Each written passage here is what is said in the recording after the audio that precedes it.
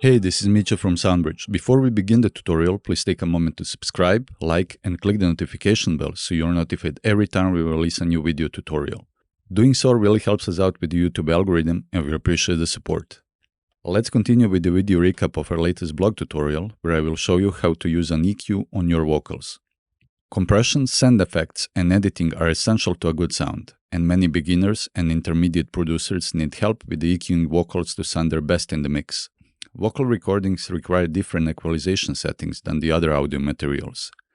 If you are unsure how to start EQing your vocal, I'll show you some basic steps in the next tutorial. As you can see from the project, I use an EQ on this vocal recording and process all the typical frequency areas that need to be addressed when working with vocals. By doing this, I achieve a better placement of the vocal in the overall mix by using a low-cut filter, boosting and cutting the frequencies of this vocal sequence. Let's hear how the vocal sounds before and after the processing. Crazy to me is like fish in the sea, too many to count, so you might as well be. Crazy to me is like leaves on a tree, it's empty without them, so does that make it truly crazy to me is like fish in the sea, too many to count, so you might as well be.